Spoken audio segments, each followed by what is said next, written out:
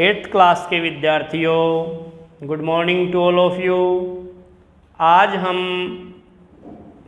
भारत की खोज discovery of India पढ़ेंगे। तो आपकी एक पुस्तक है बसंत बाग 3 और दूसरी पुस्तक है भारत की खोज। भारत की खोज पुस्तक को जो लिखने वाले हैं वो हमारे भारत के प्रथम प्रधानमंत्री श्री जवाहरलाल नेहरू। तो नेहरू जी ने इस पुस्तक को लिखा है। उन्होंने हमारी संस्कृति, हमारे वेद पुराण, हमारी सभ्यताएं, उन सब को छुआ है। सबसे पहले हम जवाहरलाल नेहरू के विषय में जानते हैं कि वो उनका जन्म कब हुआ, उनकी मृत्यु कब हुई। तो उनका जो जन्म है 14 नवंबर को हुआ था और 1889 में 1889 में इनका जन्म हुआ और 1964 में इनकी मृत्यु हो गई। 17 साल तक, सबसे लंबा कार्यकाल 17 साल तक भारत के प्रधानमंत्री के रूप में नेहरू जी रहे। और नेहरू जी आधुनिक भारत के निर्माता हैं और महात्मा गांधी जी की अगुवाई में इन्होंने आज़ादी की लड़ाई में सक्रिय योगदान दिया। 1947 में अंग्रेज़ों की गुलामी से देश आज़ाद हुआ और 47 से लेकर के 64 तक भारत के प्रधानमंत्री के रूप में इनका कार्यकाल रहा। ये एक ऐसे प्रधानमंत्री थे जिनका अन्य देशों में भी डंका बजता है कि वो धर्मनिरपेक्ष थे, मानवतावादी विचारधारा के व्यक्ति थे, जिन्होंने विश्व शांति और समाजवादी आदर्शों के लिए जीवन भर आवाज़ बुलंद की। एक महान राजनेता के साथ साथ इनकी प्रसिद्धि एक लेखक के रूप में भी है। इन्होंने लेखन कार्य किया और इन्होंने पुस्तकें लिखी जो विश्व में प्रसिद्ध हैं। इतिहास की झलकियाँ, आत्मकथा और भारत की खोज। भारत की खोज इनकी जो पुस्तक है वो इंग्लिश में है डिस्कवरी ऑफ इंडिया के नाम से। स्वतंत्रता आंदोलन के दौर में 1944 में अहमदनगर के किले में अपने 5 महीने के कारावास के दिनों में लिखी थी। पुस्तक रूप में यह प्रकाशित हुई 1946 में, 1946 में। इस पुस्तक में नेहरू जी ने सिंधु घाटी सभ्यता से लेकर भारत की आज़ादी तक विकसित हुई भारत की बहुविध समृद्ध संस्कृति, धर्म और जटिल अतीत को वैज्ञानिक दृष्टि से विलक्षण भाषा शैली में बयान किया है। अल्बर्ट आइंस्टाइन के शब्दों में इस पुस्तक से एक महान देश के गौरवशाली अतीत और आध्यात्मिक परंपराओं की समझ हासिल होती है। देखो, इस पुस्तक में उन्होंने भारत का जो विकास हुआ सिंधु सभ्यता से लेकर के, सबसे प्राचीन सभ्यता सिंधु सभ्यता मानी जाती है, सिंधु सभ्यता से लेकर के भारत की जो संस्कृति, समृद्ध संस्कृति, सबसे ज़्यादा समृद्ध जो संस्कृति है, जो समृद्ध कल्चर है वो भारत का है। अनेक धर्मों के लोग रहते हैं और जिसको इन्होंने वैज्ञानिक रूप से, वैज्ञानिक दृष्टि से विलक्षण भाषा में, अद्वितीय भाषा में, एक सिंपल साधारण रूप से इन्होंने इसको बयान किया है। और इस पुस्तक से एक महान देश के गौरवशाली अतीत में हमारा जो भूतकाल है वो एक गौरवमय रहा है और आध्यात्मिक परंपराओं की समझ विकसित होती है। भाई, हम अध्यात्म में भी अग्रणी रहे हैं और हमारा गौरव रहा है। 6-7 दशक पहले लिखी गई है पुस्तक, आज भी उन सभी के लिए प्रासंगिक हैं जो इस महादेश के राजनीतिक, सामाजिक, सांस्कृतिक विकास को समझना चाहते हैं, क्रमबद्ध रूप से इसको जो समझना चाहते हैं उनके लिए यह पुस्तक उपयोगी है। तो आज हम पढ़ते हैं अहमदनगर का किला। अहमदनगर का किला 13 अप्रैल 1944। अहमदनगर का किला 13 अप्रैल 1944। यह मेरी 9वीं जेल यात्रा थी। नेहरू जी कहते हैं कि यह मेरी 9वीं जेल यात्रा थी। 9वीं, इससे पहले भी वो 8 बार जेल जा चुके हैं। हमें यहाँ आए 20 महीने से भी अधिक समय हो चुका था। जब हम यहाँ पहुँचे तो अंधियारे आकाश में झिलमिलाते दूज के चांद ने हमारा स्वागत किया।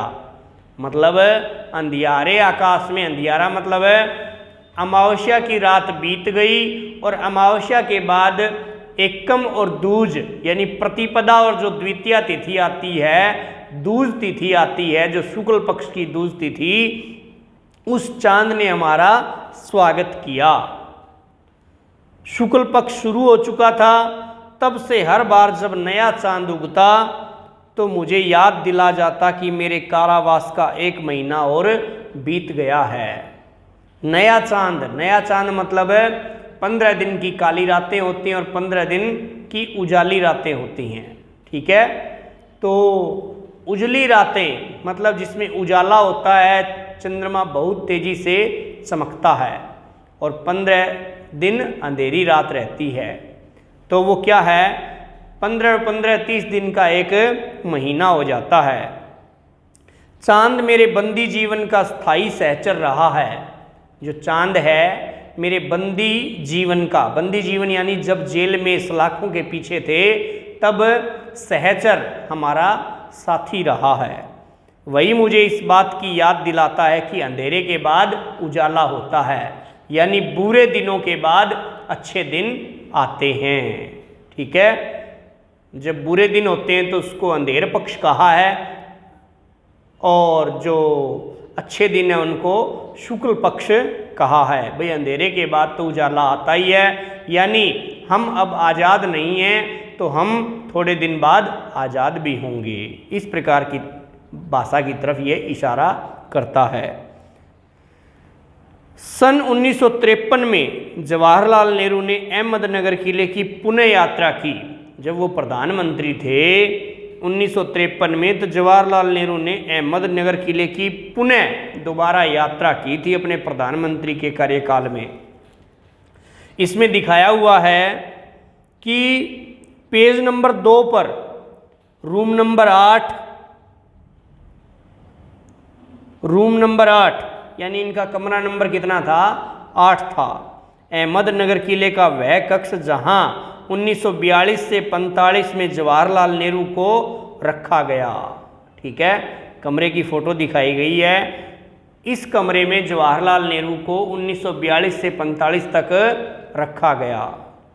अब हमारा जो टॉपिक है अतीत का भार, वो शुरू होता है कि अतीत का भार, अतीत यानी हमारा जो भूतकाल है, जो पुराना समय है उसको अतीत कहते हैं। उसका भार, उसका जो बोझ, क्या कहते हैं जवाहरलाल नेहरू जी, दूसरी जेलों की तरह यहाँ अहमदनगर के किले में भी मैंने बागवानी करना शुरू कर दिया। बागवानी, कोई पौधे लगाने, कोई छोटी मोटी क्यारियाँ बनाना, इस प्रकार से उन्होंने शुरू कर दिया।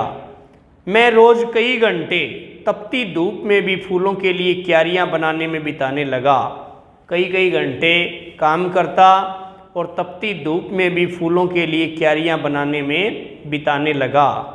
मिट्टी बहुत खराब थी, पथरीली थी, कंकड़ थे, पत्थर थे, पुराने मलबे और अवशेषों से भरी हुई। चूँकि यह इतिहास स्थल है इसलिए अतीत में इसने कई युद्ध और राजमहलों की दुर्भी संधियाँ देखी हैं। दुर्भी संधियाँ होता है षड्यंत्र। क्या होता है? षड्यंत्र। इस भूमि ने, इस इतिहास स्थल ने कई युद्ध भी देखे, युद्ध भी हुए इस धरती के ऊपर, और राजमहलों की दुर्भी संधियाँ देखी, यानी राजमहलों के षड्यंत्र भी इसने देखे हैं। यहाँ का इतिहास बहुत ज़्यादा पुराना तो नहीं है, घटनाओं की दृष्टि से इसकी कोई विशेष अहमियत भी नहीं है, पर इससे जुड़ी जो एक घटना है, एक घटना का वर्णन किया है इसमें, आज भी याद की जाती है। यह घटना है चांद बीबी नाम की एक सुंदर महिला के साहस की कहानी। चांद बीबी नाम की एक महिला थी जिसको उसके अपने आदमी के द्वारा मार दिया जाता है, जिसने इस किले की रक्षा के लिए, अहमदनगर का जो किला है उसकी रक्षा के लिए क्या कर दिया था, अकबर की जो शाही सेना थी, राजा अकबर था, उसकी शाही सेना के विरुद्ध हाथ में तलवार उठा करके अपनी सेना का नेतृत्व किया था। किसने? चांद बीबी नाम की महिला ने। और अंत में उसकी हत्या उसके अपने ही एक आदमी के हाथों कर दी गई। ठीक है, घर का बेदी लंका ढाए, वो बात हो गई कि चांद बीबी के ही एक आदमी ने, पर्सनल किसी व्यक्ति ने इनकी हत्या कर दी। आगे क्या कहते हैं, खुदाई के दौरान हमें ज़मीन की सतह के बहुत नीचे दबे हुए प्राचीन दीवारों के हिस्से और कुछ गुंबदों और इमारतों के ऊपरी हिस्से मिले। जब खुदाई की तो ज़मीन की सतह के बहुत नीचे दबे हुए प्राचीन दीवारों के हिस्से, प्राचीन मतलब पुरानी दीवारों के हिस्से, और कुछ गुंबद, गुंबद क्या होते हैं, जो बिल्डिंग के ऊपर जो लगाए जाते हैं गुंबद, ठीक है, गोल गोल गुंबद होते हैं, गुंबदों और इमारतों के ऊपरी हिस्से मिले। हम बहुत दूर नहीं जा सके, खुदाई के करते करते, क्यारी बनाते बनाते समय हम ज़्यादा दूर नहीं जा सके, क्योंकि अधिकारियों से इसकी मंजूरी नहीं मिली थी, न ही हमारे पास इस काम को जारी रखने के साधन थे, क्योंकि कंकरीली पथरीली ज़मीन थी, उसको खोदने के लिए कुछ अच्छे हथियार भी चाहिए, वो साधन भी नहीं थे। अब मैंने कुदाल छोड़ करके, कुदाल होता है कस्सी, फावड़ा, कस्सी फावड़ा छोड़ करके हाथ में क्या उठा ली, कलम उठा ली, पेन उठा लिया और लिखना शुरू कर दिया। पर मैं जब तक आज़ाद नहीं हो जाता और कर्म के माध्यम से वर्तमान को अपने अनुभव का हिस्सा नहीं बना लेता, मैं उसके बारे में नहीं लिख सकता। अब क्या कहते हैं जवाहरलाल नेहरू जी कि मैं जब तक आज़ाद नहीं हो जाता, जब तक आज़ाद का मतलब है कि जब तक मेरा देश आज़ाद नहीं हो जाता और कर्म के माध्यम से, अपने काम के माध्यम से वर्तमान को अपने अनुभव का हिस्सा नहीं बना लेता, वर्तमान में जो मैं काम कर रहा हूँ उसको अपने अनुभव का, अपने एक्सपीरियंस का हिस्सा नहीं बना लेता, मैं उसके बारे में नहीं लिख सकता, यानी अपने वर्तमान के बारे में भी मैं नहीं लिख सकता। और मैं ना ही कोई पैगंबर हूँ, ना ही मैं कोई ज्योतिषी हूँ जो आगे के भविष्य के बारे में मैं लिख सकूँ। बचा रहता है अतीत, बचा रहता है अतीत, अतीत यानी भूतकाल, पर मैं उसके बारे में भी किसी इतिहासकार या विद्वान की तरह विद्वतापूर्ण शैली में नहीं लिख सकता। क्या है, जो अतीत है, जो हमारा भूतकाल है, जो सदियों सदियों से हमारा समृद्ध साहित्य है, जो समृद्ध परंपराएं हैं हमारी, उसके बारे में भी मैं नहीं लिख सकता, क्योंकि मैं एक विद्वान नहीं हूँ, मैं एक इतिहासकार नहीं हूँ। मैं पहले की ही तरह अपने आज के विचारों और क्रियाकलापों के साथ संबंध स्थापित करके ही उसके बारे में कुछ लिख सकता हूँ। क्या है, मैं पहले की तरह अपने आज के विचारों, आज के जो वर्तमान के विचार हैं और क्रियाकलापों के संबंध स्थापित करके ही, एक्टिविटीज़, जो क्रियाएं हैं उनको स्थापित करके आपस में उसके बारे में कुछ छोटी मोटी बातें लिख सकता हूँ।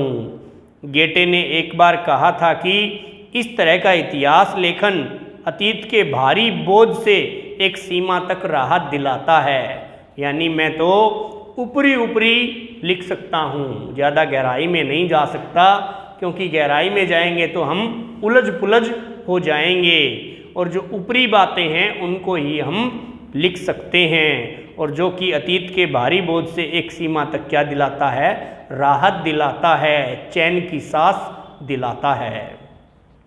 अगला इसमें टॉपिक है अतीत का दबाव। अतीत का दबाव यानी भूतकाल जो होता है, अतीत जो रहता है उसका क्या रहता है, दबाव रहता है, प्रेशर रहता है। क्या प्रेशर रहता है, दबाव भला हो या बुरा, दोनों तरह अभिभूत करता है। अब दबाव जो होता है वो कहीं ना कहीं वश में करता है। अब दबाव माता पिता गुरुजनों का भी दबाव रहता है, माता पिता और गुरुजनों का भी दबाव रहता है। और दबाव उस काल में अंग्रेजों का भी दबाव था, भारतीयों के ऊपर अंग्रेजों का भी दबाव था।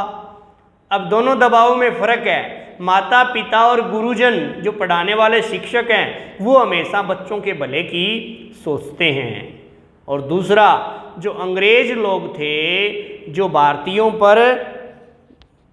को गुलाम बना करके उनके ऊपर दबाव डालते थे, वो गालियाँ भी निकालते थे, वो पीटते भी थे, वो जो मर्जी काम करवाने के लिए दबाव देते थे। कभी कभी यह दबाव दम गोटू होता है, कभी कभी यह दबाव क्या होता है, दम गोटू होता है। दम गोटू जिसमें दम घुटने लगे, खास तौर पर उन लोगों के लिए जिनकी जड़ें बहुत पुरानी सभ्यताओं में होती है, और हम भारतीयों की तो जड़ें बहुत ही पुरानी सभ्यताओं में रही है, मसलन भारत और चीन की सभ्यताएं। ठीक है, भारत और चीन की सभ्यताएं पुरानी सभ्यताएं मानी जाती हैं। आखिर मेरी विरासत क्या है?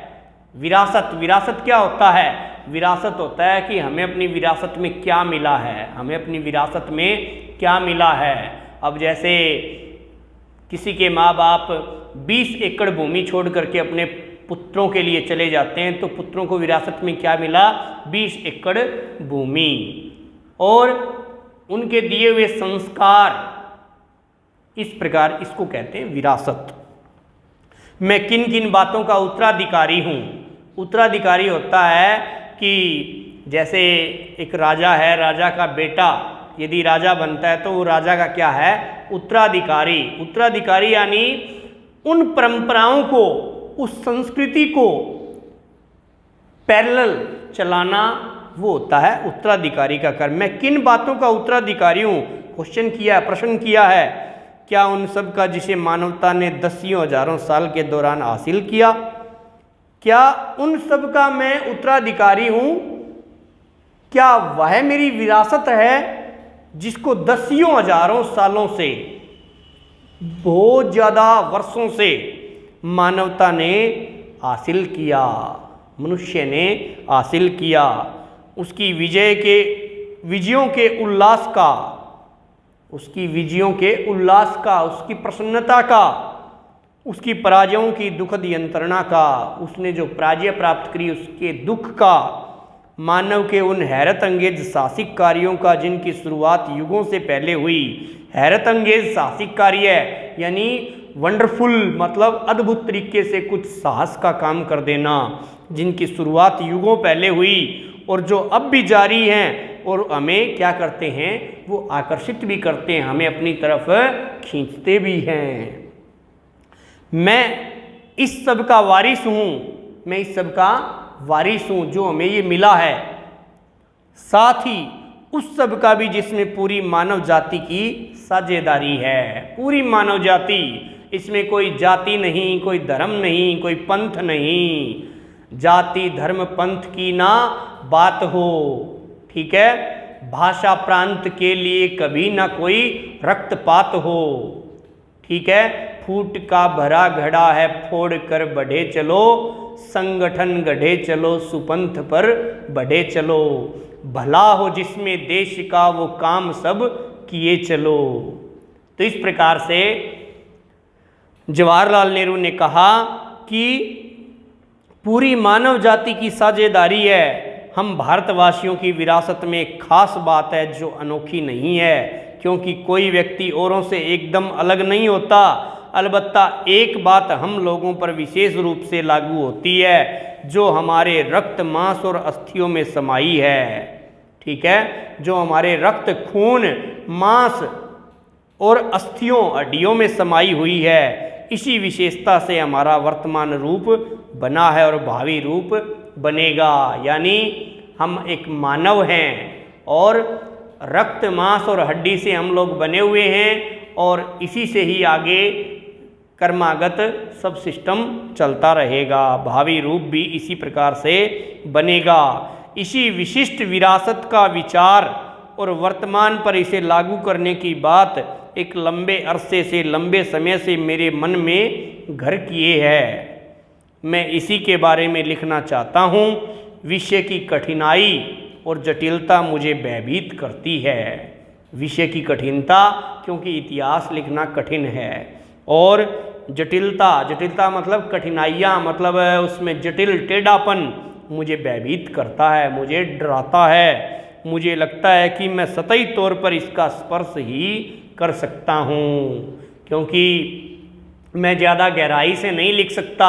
न तो मैं कोई इतिहासकार हूँ और न मैं कोई विद्वान हूँ। मैं तो सिर्फ ऊपरी सतह, मतलब ऊपर की बात लिख सकता हूँ, ज़्यादा मैं नहीं जानता। ठीक है, तो इस प्रकार से अतीत का भार, अतीत का दबाव, अहमदनगर का किला, इस बारे में हमने पढ़ा। जवाहरलाल नेहरू जी रूम नंबर 8 में रहे जेल में, और उनकी 9वीं जेल यात्रा थी। और चांद बीबी, अहमदनगर के किले से संबंधित चांद बीबी नाम की एक जो घटना है, चांद बीबी ने अकबर की शाही सेना के विरुद्ध जंग की थी, लड़ाई लड़ी थी। बाद में चांद बीबी का कत्ल कर दिया गया, मार दिया गया उसके ही आदमी के द्वारा, उसके अपने ही आदमी के द्वारा। इस प्रकार की बातें हमें इसमें मिलती है। तो जवाहरलाल नेहरू जी कहते हैं कि मैं कोई विद्वान नहीं हूँ, मैं कोई इतिहासकार नहीं हूँ, मैं तो सिर्फ ऊपरी सतह से ही इतिहास को छू सकता हूँ। तो प्यारे विद्यार्थियों, आप इसे रीड करना पुस्तक में देख करके, और जवाहरलाल नेहरू के बारे में भी आप पढ़ना। तो जवाहरलाल नेहरू की 3 पुस्तकों का जिक्र आया है इसमें। कौन कौन सी? इतिहास की झलकियाँ, आत्मकथा और डिस्कवरी ऑफ इंडिया। ये हिंदी में है, डिस्कवरी ऑफ इंडिया कहते हैं भारत की खोज, इंग्लिश में लिखी थी उन्होंने, ये हिंदी में है। तो अहमदनगर का किला हम लोगों ने पढ़ा। तो प्यारे बच्चों, पुस्तक में भी आप पढ़ना और वीडियो भी आप देखना। कोई बात समझ में नहीं आए तो कमेंट्स बॉक्स में कमेंट्स करके आप मुझे बताना, आपको समझाया जाएगा। आज के लिए प्यारे विद्यार्थियों इतना ही। जुड़े रहिए आचार्य दीपक के साथ। मैं आचार्य दीपक आपका धन्यवाद करता हूँ, और आज के लिए इतना ही। जय हिंदी, जय भारत।